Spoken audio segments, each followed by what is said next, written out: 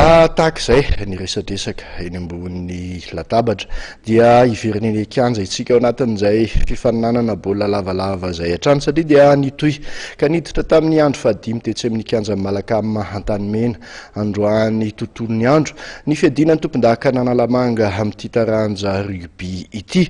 Anisan'ny baolina nandrasany maro tamin'izany ny fifandonana teo amin'ny 3FB na ny ekipan'ny ministeran'ny fahasalamana sy ny tanora nanosbe milalao na ny anosbe tsy vita hatramin'ny farany moa ity lalao ity noho ny tsy fitovin-kevitra teo amin'ny fanapa-kevitra noraisiny mpitsara mariana nefa fifantarika tamin'ny 9 no 9 ny ekipan'ny 3FB tamin'izany lalao izany.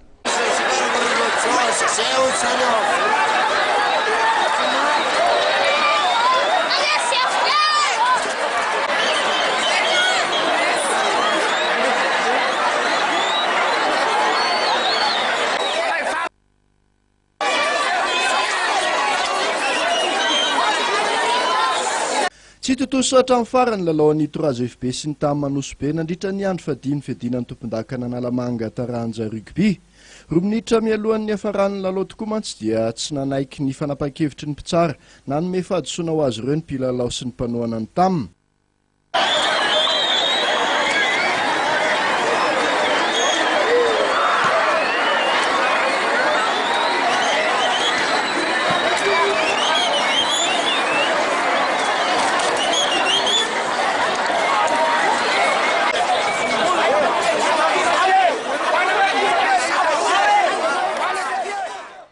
Mariana fantarika tamin'ny 9 no 9 ny 3FB ny aloha hitranga io. Ny ady ity fionan'ity satria hatrany am-piandohana dia efa samy nampiseho fahavononana ny rotota. Ady sahala 9 moa nisa teny amin'ny solaitra be ny aloha ny fialan-tsasatra.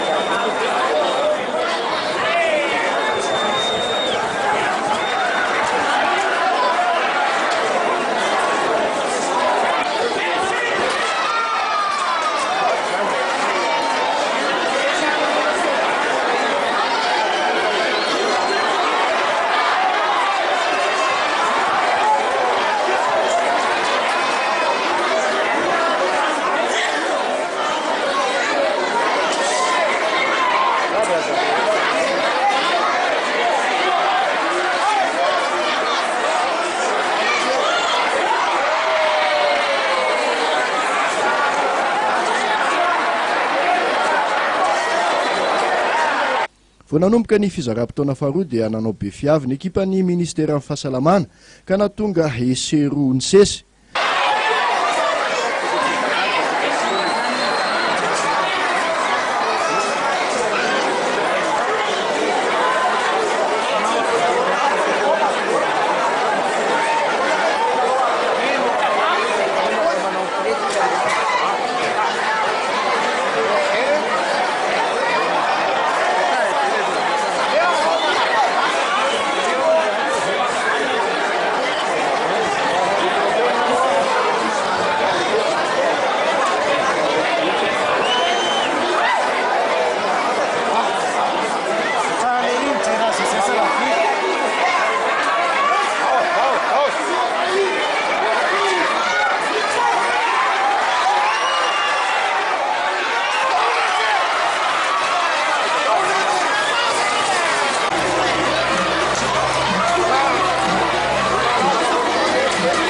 Teo dia nieritreritra ny rehetra fa ho mora ho an'ny 3FB ny bata amin'ny fandresena.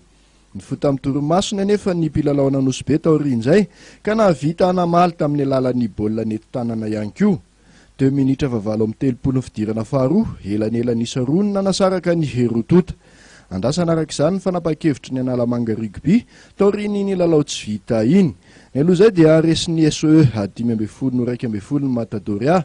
Di farany nefa nitarika tamin'ny 9 teo amin'ny 70 minitra voalohany.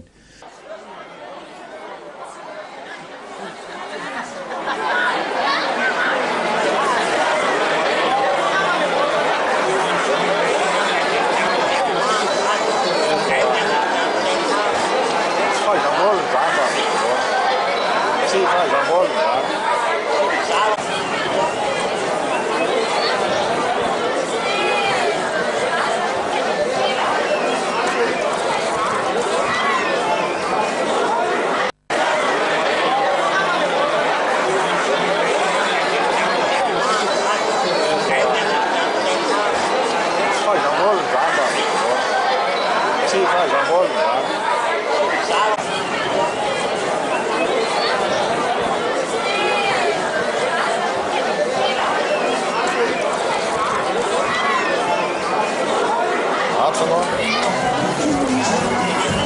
izao kosa ireo vokatra hafa IRC sy ny UASC Mino saraka ady sahala 2 no 2 ny 15 family naresin'ny tefa anaty azo tamin'ny mokafoy 5 no 4 ho an'ny sokajy elita 2 kosa dia resin'ny USA tamin'ny 19 no 9 ny ekipan'ny CFA.